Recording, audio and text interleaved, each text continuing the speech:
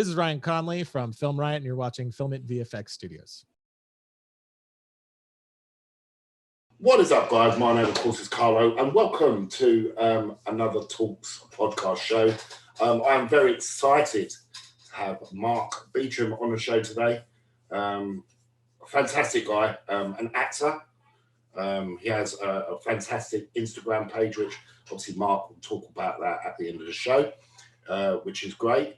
So how you doing, Mark? How's it going? Yeah, life's good. Life's good. Busy way. Very excited to be involved with you guys. It's it's great. Great. So, like I ask all my guests first, okay? Favorite movie, favorite director, and why? Oh man. So you lot are hardcore. So I've got to be pretty careful here because I like a whole heap of stuff. Obviously, one of my favorite movies is Jewel. The Spielberg thing from the 70s. I love that. If I had to choose a favorite director, I love Wes Anderson, just because he's a bit nerdy and stuff, and I love the color in his movies. So I love The Godfather, all those sort of things. But I did watch a great movie last night. It's the new one. It's called Unhinged, and it's with Russell Crowe in it. Yeah. You seen it? Did you like it? I bought it. When it came out, I watched it on stream, and I enjoyed it so much. I watched it in the afternoon. My missus took me to Tesco's, and I bought it straight away. I thought the film was just manic. So we watched it last night, and I watched it with my wife, and we watched it in bed. And literally, she's like this, and but quality. And I thought Russell Crowe, great performance. And also, I can't remember the girl who plays opposite, but she was outstanding as well. I can't remember her name. Really, really. He was very. He was nasty in that film, wasn't he? Yeah, and I felt good about myself because I'm thinking, I'm not quite as fat as him, So I felt made me feel good about myself. Yeah. Mind you, I saw a lot of when he put his pictures out. The amount of insults and backlash he got from the way he looks like that they were comparing him to the Gladiator, but I was constantly answering people. He's got like that for the film. He's not got like that. Well, that's what he tells us. Really, he's just been enjoying it. Yeah, so in terms of directors, I've got a very eclectic mix. I like all sorts, and I think it's one of those that if I like it, if it moves me, there's got to be something about it, whether it be the colouring on it, the way that it's been edited, the way that it's been shot. So I don't really have any super favorites. I just like film. It's just brilliant, isn't it? It's one of those, and I think if I can learn something from it, whether it be from the actors or watching or liking what they did. I watched 1912, and I couldn't get my head around it from a viewer point of view. I was watching it and going, I felt like I was in a first-person shooter game. Yeah. I felt like I was in a computer game. And going, the war film. 1917. 1917, yeah, sorry. 1970, not 1912. That was something totally different. But what did you think? I thought 1970 was really good. One of our cast members is actually in that film. He's an extra in that film. So, do you remember the scene when it's all shot in one take and they're walking through the bunker? So as soon as they get to the bunker, where is it Colin Firth in the bunker, or is it? As soon as they go around that corner, he's actually stood there. In his army gear. You'll get to meet him very soon, anyway. So. He was actually in that film, but I loved it. I thought it was the way it was shot. It was just fantastic. That one take, in the opening sequence was like, how many times did they have to reshoot that? Yeah, think about it. I watched a little bit of behind the scenes, and when they were handing over the camera and everything, and you're looking and going, it's amazing, and it is incredible. I just hope films don't go that way, Yeah, definitely. It's just unreal. So take us back, Mark. Obviously you're an actor now. How did it all begin for you? What was when did you say to yourself, do you know what? I love movies. I love watching movies. I want to be an actor. Tell us how it all began. Yeah, well, I don't come from a theatrical family or anything like that. I think it was just I'm from the northeast. You can probably tell by the accent, and there I was one of those kids who I just wanted to go and I'd be adventurous and explore the world. And so as soon as I could, I sort of left. But in the meantime, it was, how do I get out? What can I take out of the world? So my family was they were in they were quite entrepreneurial. They all worked for themselves. They had grocery shops and hairdressing shops and everything. So we used to do that. And my dad was a bit of a crazy. He's a bit. And he probably sort of sparked my love for performance from our New Year's Eve parties and all that. That it was in the time when people would get up and do a turn. They'd either sing or tell a joke or something at parties, and it was quite good. So as a kid, I got to witness all that, and I thought, you know what, I like that. And then I started doing school plays, and we have quite a famous place in Middlesbrough called the Little Theatre. It's just called Middlesbrough Theatre now, but at the time. And it was quite big for youth theatre, so I joined that. Then I went away, and I more went down a variety route. I could have either gone sport or into music, and I went into music. And then from that, just a couple of bits and pieces in acting. Met my wife. Her mum was.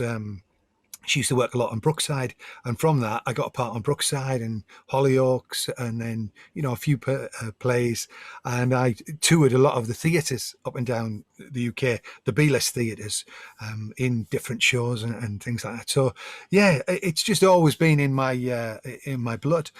I did have a little break and came back to it, and to tell you the truth, I probably enjoy it more now as an older bloke than I did when I was younger. Oh, that's fantastic. So, what was the first production you was ever cast for? Was it a film? Was it a play? It was a play, and if somebody asked me this question the other day, and I can still remember it, it was a primary school production of the Willow Pattern play. This is not cool at all. It's like, oh my god, it's always cool. It was the first thing that I'd done. It was called the Willow Pattern Plate, and I played a guy called Too High, and the opposite character was Too Low, and he was the king in the Willow Pattern Plate. And I had to do a little song as well. So I've got a guy called Mr. Krause, who was our teacher, and he was also like a mentor.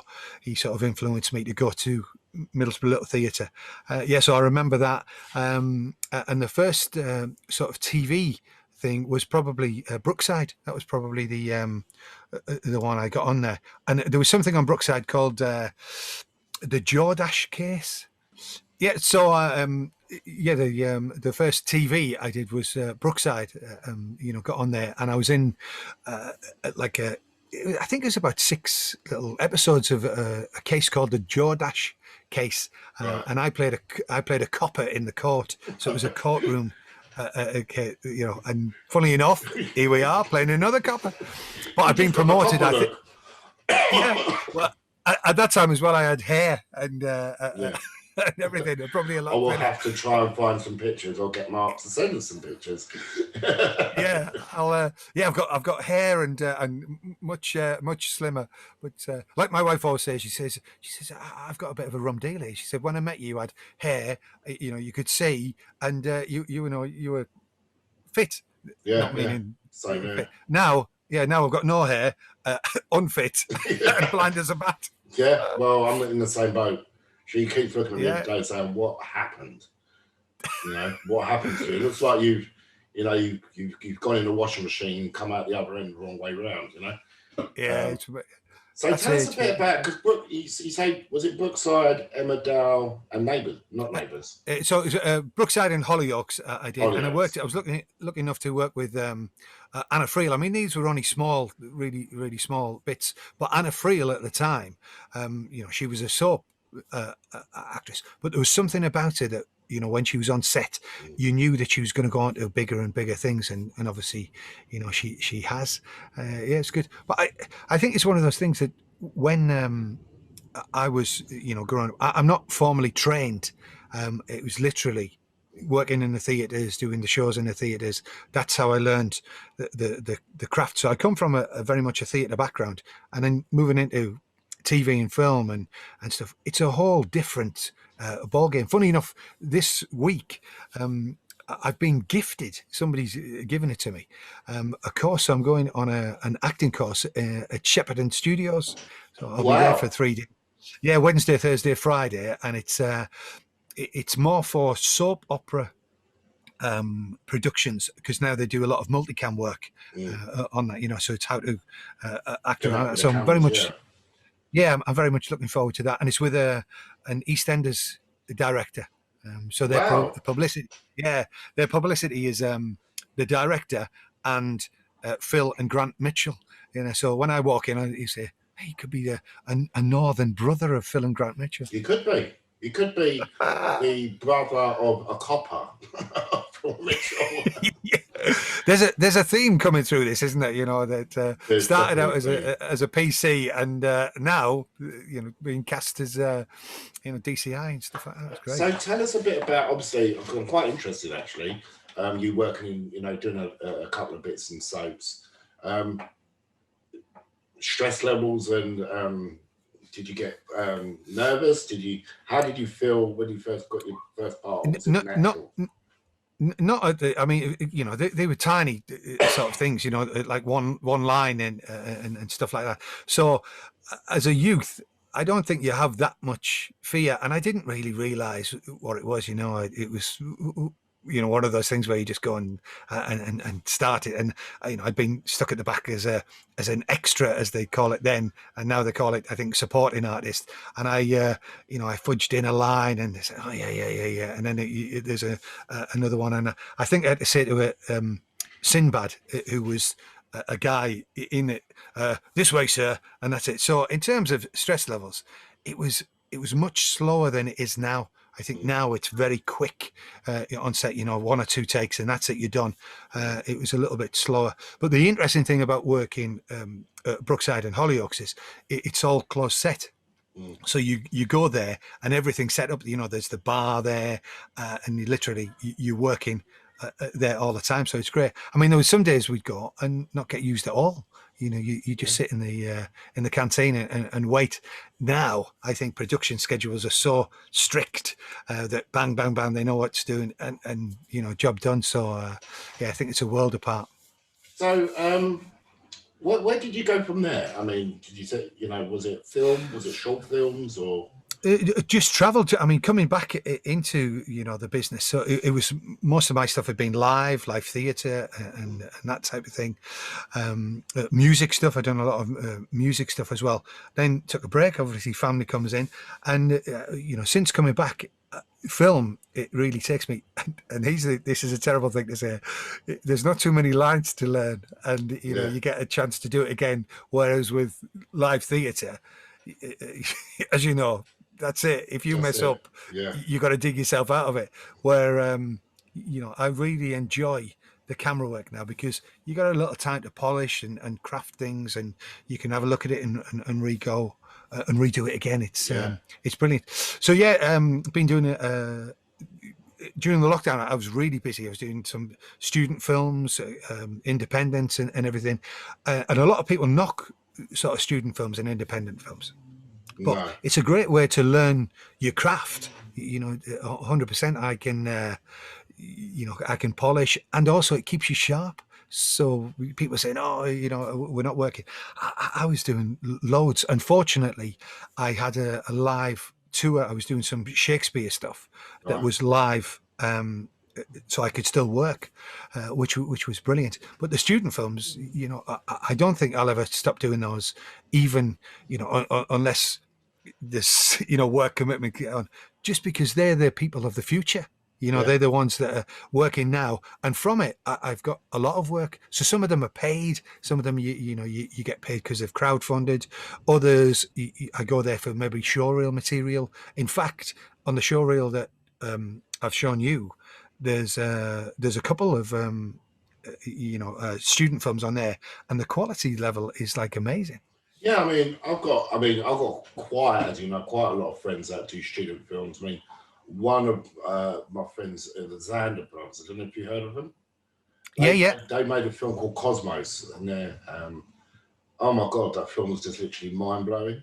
It's so good. It's on Amazon at the moment. And they did that on a zero budget. So if that was to sort of, they sort of like what we do, sort of take you behind the scenes, share things, so on and so on. If they wouldn't have took us behind the scenes while I was making that film and mentioned it was a zero budget film, you wouldn't have known any less. You would have been recorded that has taken at least a couple of millions to make. Do you know what I mean? So I think, go on. You know now, the technology is such that yes, you have to get it there, but the power of post these days is like incredible. I've just finished a little film. I can't say too much about it because it's doing the festival circuit, but they did it about space as well. Man, you look at the finished edit and you're thinking, that's incredible. But they did use some practical effects, which I really like. They built some things and then they did some CGI as well, and it's just phenomenal. Yeah. So what you say you can't talk about this film? Can you tell us a bit about some other films that you've been in? Yeah, I've just finished playing, which was really fun. So I spent 4 days in a field in Norfolk playing the leader of a religious cult, Nice. and that was good. Yeah, it was good. I either get one or the other. I never really get roles in the middle. I either get good guy, friendly like this, or dark, sinister, badass. And I think that's why I like working on the wrong, because although he's on the good side of the law, I think he's a bit badass. Yeah, he's a bit naughty. Do you find it difficult to sort of train your mind to act? Because some people like in the acting industry are like a one-trick pony. They can only play good guys, or they can only play comedians, or they can only play bad guys. What I've noticed about you is that you can take on any role, and that's why I fell in love with you, because you can take on any role and mold it. How do you do it? I find it fascinating. Acting, I find Gary Oldman's probably one of my heroes. I just think he's amazing, the way he can move. The downside about the industry is you get known or you get in for what your casting type is or your strength is. So, for instance, yes, I may be able to play all of these things, but if a casting director looks at you, picks you up, they'll go, no, we want you for that. So you need to be really mindful. So I tend to have 2 sets of work that I put out. If it's going to be for a comedy or something, like I get some dads and things, I'll put out that, and I'll have a smiley face on my thing. If it's going to be a dark, I'll have the dark, sinister, maybe a fuller beard, and I'll put more interrogation stuff in, a little bit quirky and those sort of things. So I try and separate the two. Otherwise, you try to be all things to all people, and it confuses some people to do that. It very much the way that you walk into a casting room, and sometimes you can walk into a casting room maybe for a dark, sinister part, and it's a bit heavy, and you go, "Hi, morning, how are you?" And they go, "Is this the geezer who's going to be?" Sometimes it doesn't work, in terms of going for being an actor and going for castings. But I think any actor out there, they love getting their teeth into either a good comedy role or a good, heavy drama role. It's and just making your own. That's the beauty of acting, isn't it? It's play, and that's what we do. I knew a guy, an actor. He went for an audition as basically like a really what's the one, a Nazi sort of bad guy, racist and all that. He went for a role in that. He's walked into the casting room, started swearing at all the panel people auditioning him, started chucking chairs around. He just literally flipped his shit, pardon my French. Security have come in, tried to remove him. He's having it with a security guard, like banging this one, like hitting this one, threw one guy to one side. The panel of people that were interviewing him were absolutely crap, like literally, like terrified of this guy. At the end of it, he calmed down. He said, "How was that?" Yeah, full on method. That's it. Yeah, They took him on. That was like, oh my god. yeah. And he was But sweet. you know, He was a that's, sweet guy. I think that's the thing, isn't it? You know, when you get people see you and you play a part, it's a bit, and I think it's a trap as well for actors when they get famous or when they get a part, because sometimes they can't play anything else. They can, but people don't want to see them in anything else. You know, they just want to see them do what they do. You know, the same sort of stuff. So it's a funny industry as an actor. Very I suppose. stereotyping. Yeah, I suppose it's a bit like being a director and producer like you. You know, you've got a genre that you like, and your fans and people that follow you expect that of you, don't they? You know, they want you to do that. And if suddenly you go and do a romantic comedy, they're going, They Carlo, get scared. what's going on here? So it's a tough one. I'm a big Guy Ritchie fan. You know, who are your sort of heroes? James Wan, without a doubt. Spielberg. Yeah.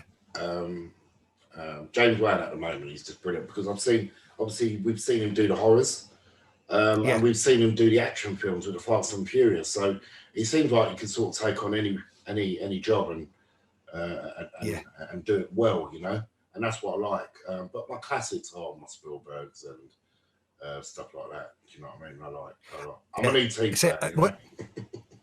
Whenever I speak to you, I'm always a bit scared because you're such a movie, you know, and I'm thinking, was that film? Was it Jewel? You know, I don't know whether you've seen it. It's the one with the car, and there's like a car and a truck, and there's only two. It's really low budget, but it's a car chasing another car, and that's it. And you just see. You know, I've never seen it.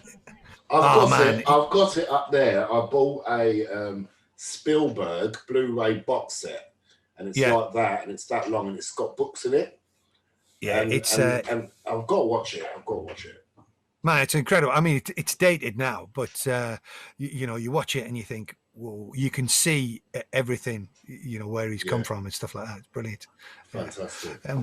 Yeah, I do like I like a bit of Stephen King, a bit of a reader as well. So in terms of the horror, I'm not a big slasher fan, I must admit, but I love I love the horrors. You know, I know you. I've seen your work. I love it's like Adam amazing. Green. Adam Green, I absolutely think he's just fantastic. He did the Hatchet films, 4 Hatchet films, and then he did one called Frozen, and it's not the one where the Disney one.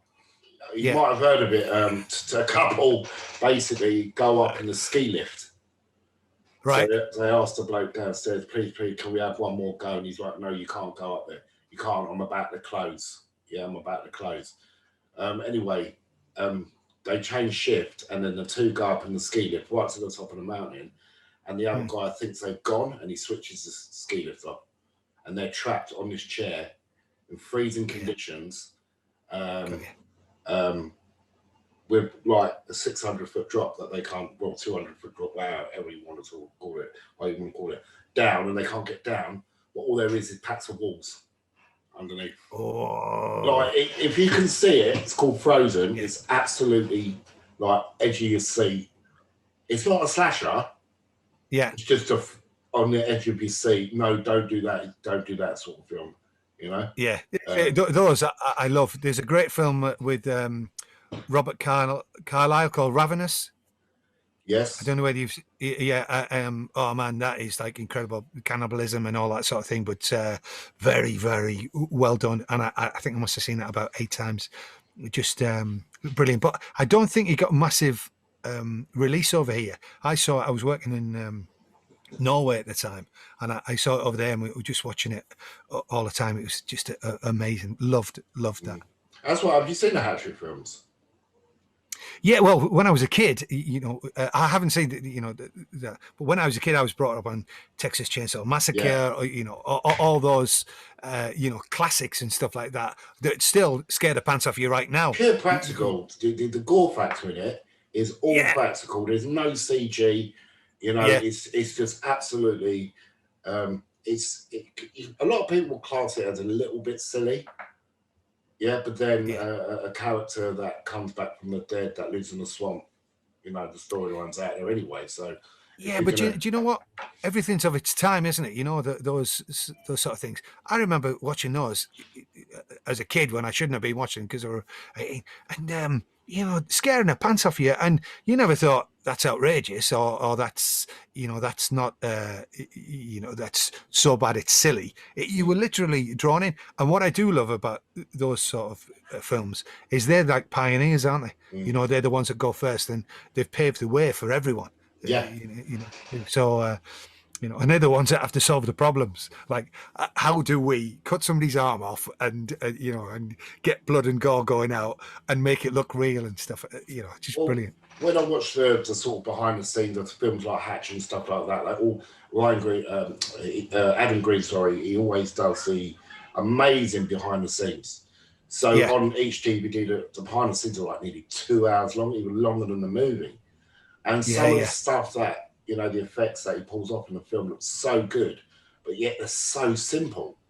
You know, you'd look at it, right, is that it?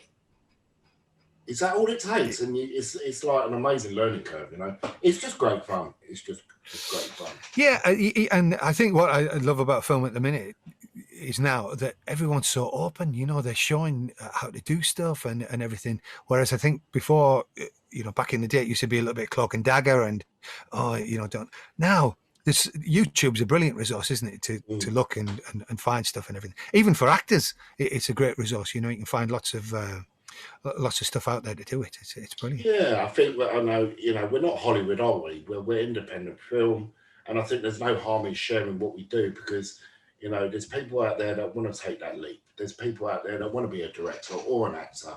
You know, and if by us putting our material out there and saying this is what we did on this day, and sort of slowly showing them bits and pieces, if it helps them, it sort of puts a smile on my face. Do you know what I mean? Yeah, well, I think as an actor and you know, a lover of film, I think story is all. You know, and in the wrong. I just love the story. It's great because that drives everything. Great characters in there as well, and I think that's an important thing. Sometimes I don't know whether we'll get to the point where people will get fed up of, you know, CGI and all that sort of stuff, and a good story will come back around. But definitely in the wrong, you know, reading the script, I'm going, oh yeah. So let's talk about that. So for you that don't know, the guys that don't know, Mark has actually got one of the lead roles in the film. He's playing Chief Barnes, one of our head officer in the film. And I've been speaking to Mark over the last couple of months. I also went on his Actors Talk show. We had a chat about it there. And I won't get Mark to sort of tell you all about that at the end of the show. So if you want to contact Mark, if you're an actor, you want to contact Mark and come on a show, you'll know how to do it. If you're a director, or you're a director, absolutely, yeah, producer or a singer. So Mark sent me. You know, I immediately was pulled to Mark because the original person that was going to play Chief Barnes was myself, but I'm not an actor, right? I'm not an actor, and it was quite funny because I came off the call to you. When I come off that meeting, and I was speaking to my assistant director Paul, and I was like, "This guy is absolutely fantastic, and he looks like a Chief Barnes. You know, I think he can do it." And I was really excited when you said yes. You know, when I offered you the part, and you said yes. How did you feel when? Oh, Carlo, thanks very much for the kind words. It's you know, it's great, right back at you, man. I was flattered and honoured. You know, I looked at some of your work before you come on, and I thought, wow, this is great. And we spoke about this on the Actors Talks, but I just love the integrity of your work. You know, the way that everyone chips in. You know, that it's like a real. It reminds me of a real family production. I don't mean that as in a family doing it. Everybody is part of it and everybody's valued equally. So that was one of the big draws. You know, I like to work with people that I like. You know, I don't want to go on. I think you reach a certain age. I don't really want to go on a set when, you know, there's loads of tension and stuff like that, other than the work sort of stress. You know, if there's other things. And that's what I got from you guys is that great crew and, you know, around that and very tight. And some of the things you were saying about how open you were to other people having ownership of different bits and pieces, and I thought, wow, it's great. And then the parts, you know, I thought, wow, for somebody to give up their own part, you know, how could I say no? And reading the script, it was it's great, very real. Yeah, I love that reality and the grit about it. So funny enough, I was doing some work on the character today. Awesome. Around that, yeah, just a great character. So very flattered and very honoured. You know, and I'd watched. You sent me the trailer, Yeah. and I watched it, and I saw some of the guys in there, and I was thinking, I need to work with these guys. It's great. Yeah, we are very, you know, family driven. I'm Italian, so I believe a lot in family and everyone, and that's why I try and bring to everyone. You know, we always say, look, you know, if one person's we have a lot of banter, we have a lot of fun. Yeah. We're constantly laughing on set with the stuff we do. You know, if no one's seen the behind the scenes of what we shot so far, we have a lot of fun on set, and we do clown around. But when it's time to get serious, we get serious and do what we need to do. But at the same time, I'm a strong believer in family, and you know, we call it the wrong family for this production. So everyone that's a part of this film is part of the wrong family, which is sounds weird, the wrong family. But I think people can sort of understand sort of like where I'm coming from. But yeah, I think the other thing is the production values. You know, I saw the trailer and you said, "Oh yeah, it's just a rough edit of the trailer." I'm going, looks pretty good to me already. You know, and you're looking at that, and then you see the performances on there, and the big thing is the script, the story. You know, it's I just like it. It's very earthy. It's real. You know, there's potential that, you know what, although I don't want to give too much away in the script, it's one of those things where you go, wow, yeah, imagine if that happened, this is how it would be. Yeah, so I tried to keep it as real and as organic as possible because it is a British film. So I tried to keep it real and true, but adding a little bit of, as you know, a surprise element to it, which hopefully don't give it away. Don't give I'm away not the fun. I am not giving away nothing. I think, you know, I've got to be careful now because I think I'm giving too much away with the wrong page and stuff like that. But you know, I'm sort of trying to help the people that want to get into film as well. But you know, especially for the YouTube channel, we are a filmmaking channel. So you know, if we can help people, and I wouldn't have met half the people I know if it wasn't for what I do with the social media and stuff like that. I mean, I wouldn't have met yourself if I wasn't, you know, floating around on Instagram. I would have met, you know, half the people that I consider family now if I didn't do what I do. So in a sense, I think it's and that's what it's all about, isn't it? Really, you know, the meeting, the relationships you build up, and stuff like that. Because I'm hoping, obviously, if all goes well and you'll have me back, absolutely. I'd love to work with you. I'd love to work with you again. And you know, and I think I like those things. I remember as a kid watching there used to be Rick Mail and Ed Edmondson, and they used to do those like movies, and it'd be the same characters, and even going back to the carry-ons and stuff like that. I like the fact that that people work together and they can produce something totally different, but it's the same people, you know, and you get to know how people work. Yeah, I mean, we all stick together. I mean, Paul has been with me. You know, he was with me on Twinkle.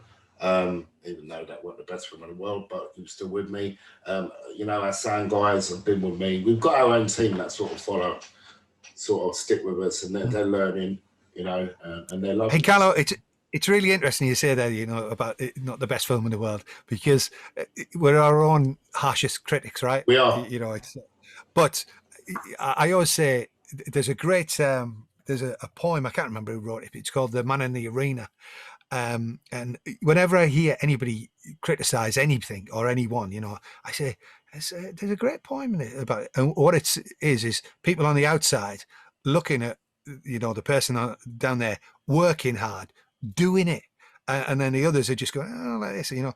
You've got to do it, and you got to go through the fire to get out the other side, you know. And when you come out the other side of the fire, I think, you know, you produce some great work and stuff like that. And even if it's not so great, you've had that experience to take into the next project, you know. If it weren't for that film, wouldn't be sort of doing this film. Wouldn't be sort of like trying to prove myself that we're getting as a crew, we're getting better and better and better and better. And obviously, you know, boosting the production value that hopefully people will recognise through the wrong page of the film that we're doing now, because nobody knows the plot line, nobody knows the story. So I'm happy with that. Nobody knows what's going on. And I threw some spanners in the works to sort of confuse the hell out of people as well, you know, especially on the channel. People are like, what is this film about? You know, I don't know what's going on. But let's talk about, you've got a talk show on Instagram. You want to tell us a little bit about that? It's called Actors Talks. Really, I should change the name. I'm very impulsive. You know, it was something I didn't plan it or anything. I said, let's do this. And I don't know whether it's something that happens as you get older, but I have very little fear, as in, you know, I don't mind if people ridicule me or, you know, say, but it's water off a duck's back. It's their opinion. I'm very safe and comfortable in myself. I think being an actor teaches you to be like that. So it's not that I don't care. It's just I care about the people who I want to care about. The crazies who says. But to be fair, nobody said anything, and I think, what's going on? So I just said, Instagram, let's have a chat with some actors, you know, people from the industry. Let them talk and tell us about their story. And the main reason was to share the struggles. You know, for instance, particularly for actors, quite often we can send a self-tape off to somebody and you don't hear anything, but once you've sent it off, you still remember it. It's like a weird sort of sensation going, oh yeah, and you'll wait a day and you maybe wait 2 days and then, you know, you I wonder what's happening. And sometimes, you know, casting directors or producers don't get back to you. And so you just left and it's like, you know, what do I do here? So that's one of the things that I love to ask people. Things like line learning, you know, when you were on, I loved having a chat because it's something out of my realm, you know. So it's talking about, you know, filmmaking, which I'm really passionate about, but I'm not a filmmaker. I've never made a film per se, but I love it, you know, just learning about lenses. So I get a whole host of people on tonight. Funny enough, I've got some people who were doing a radio show pilot, and I played Henry VIII in the radio show pilot. Cool. So they're coming on to speak about that, and that'll be cool. And then you get people. There was a girl on the other day. She hadn't had a job in 12 years. Wow. You know, not one paid job as an actor in 12 years, and then she landed like a massive role. You know, like a really, really big role, and you're thinking it only takes one job. So all those people are going, oh, I'm not getting any work, or I'm not doing that. You know, and I'm very big on the hustle, and I think that you're very good at that. And I mean that in a great way.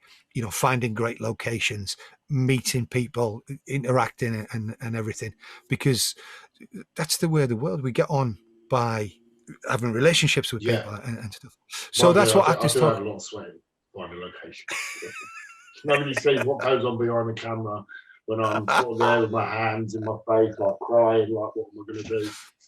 That's all part of the journey. See, that's the gift of a director, isn't it? Being able to do that sort of stuff. And it's like the duck thing, isn't it? You know, or the swan, where the swan's really cool on top and underneath there. Like doing that. Yeah. But when you see the finished article, you must look and go, oh, it's amazing. I'm very excited. What's happening, what's coming up. It's pretty awesome. We've got some massive things coming up. Obviously, your scenes are, I'm not going to say when they are, but you'll be seeing Mark very soon in the BTS, behind the scenes of the Wrong on the channel, which is really exciting.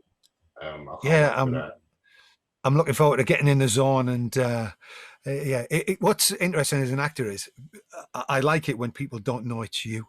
You know, when you've done a part and they go, oh man, God, you were this, that, and the other. So, you know, that's good. And there's a lot. Chief Band, there's a lot in his character. I love it. And you're about to have a go at a lot of hard nuts. How do you feel about Yeah, that? yeah. Well, you know, it's a funny thing. Your life takes you in many ways, and coming from the Northeast, I've travelled a lot, and you mix with a lot of people. They good. I remember I used to do some comparing for a lot of kickboxing shows and things like that. You know, so you meet a lot of great people. You know, very tough. I'm not a tough guy in that sense, but you meet a lot of tough people, and you go. And as an actor, it's just great to go, oh yeah, that's yeah. You know, you pick up those sort of things. Just unbelievable, you know, the things that you've seen. Some things I can't tell you here, but I'll tell you off camera. Yeah, absolutely. I mean, I can't wait. But I can say it, they're filming on the 29th of May, a massive thing. The only reason why we're sort of, you know, a bit of distance between our shoots is because of everything that's going on with COVID. We're just trying to play it safe at the moment. And obviously getting the permissions correct and making sure that everything's a go so we don't end up getting fined and stuff like that. But you should be seeing Mark in the BTS around the 30th of May. Which is I'm really excited to because we've not even shook hands yet, which is crazy. Yeah, it's mad, isn't it? Yeah, no, it'll be great, and I can't wait to get on there. I can feel the energy coming through just through your posts that you're putting through, and obviously you did the thing the other day. Man, it's just great. So you know, getting in the zone.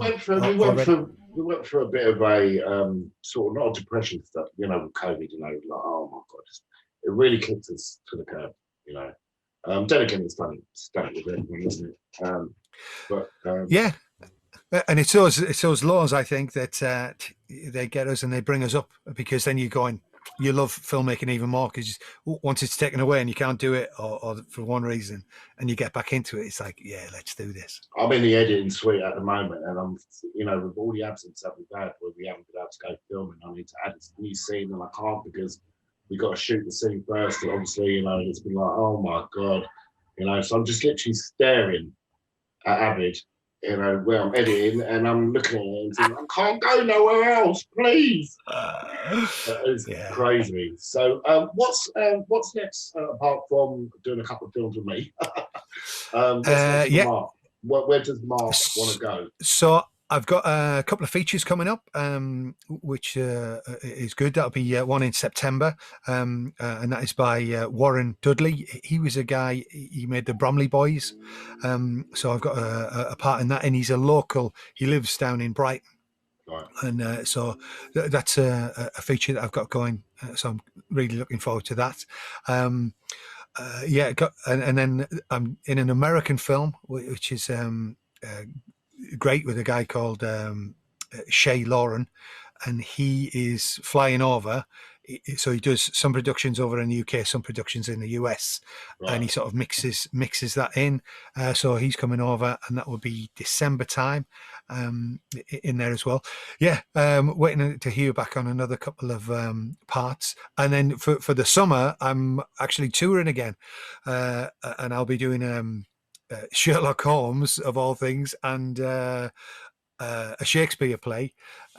So yeah, two great characters. I'm not playing Sherlock Holmes, but we're doing Hound of the Baskervilles, and I'll be playing that. And I think it's very good for an actor to do live stuff, particularly if you want to do TV and film, because although they're different disciplines, they do keep you very sharp. You know, and just keep working, you know, and paid work is important for an actor. Yeah. So, do you want to tell us a bit about? You just obviously told us a bit about Actors Talks. Do you want to tell us where we can actually find you, your social media and stuff like that? So, if you want to get in contact with Mark, yeah, cool.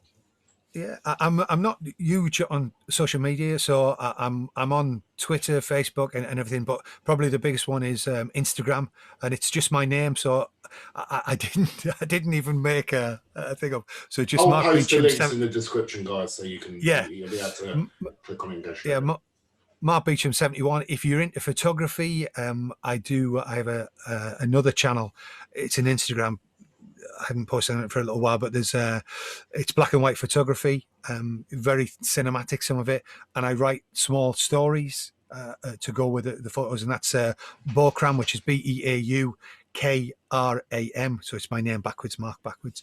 I like that. That's something that I do to sort of chill. You know, I love photography in that, and I think that's probably why I like bring your camera, film as well. Bring your camera, get some shots of us lot.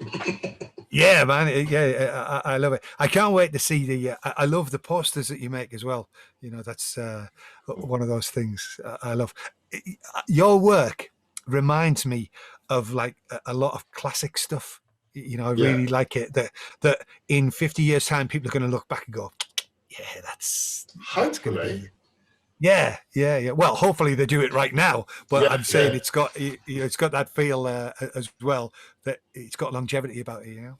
Hopefully. Well, Mark, listen, thank you so much for coming on the show. You've been awesome. Hey, it's my absolute pleasure. Can't wait to meet the team, and thanks very much for having me, and thanks very much for inviting me onto it. I'm honoured. No, we're honoured, Mark. Trust me, we're honoured. Everyone's really excited to work with you, so it's going to be awesome. So, like I just said, guys, if you want to get hold of Mark's Instagram, I will post a link in the description. All you have to do is click on it. Obviously, join his Instagram. The more support we can get, the better. And obviously, we'll be seeing Mark again at the end of May, last day of May, in the behind the scenes. Episode 20, that should be, because we're working on something for episode 19 at the moment. So Mark's one will be episode 20. So we're 20 episodes in on the channel. Cool, I even choked then because I can't believe how many episodes you've done. That's impressive. That's impressive work. 20 episodes. 20 episodes. Let's try and make it to about 50 by the time we finish the film. But yeah, once again, thank you so much, Mark. Like I just said, notes are in the description. Please go and join his Instagram. That'd be absolutely fantastic. And as always, we would definitely catch you in the next Talks podcast video. Ciao, guys. See you again.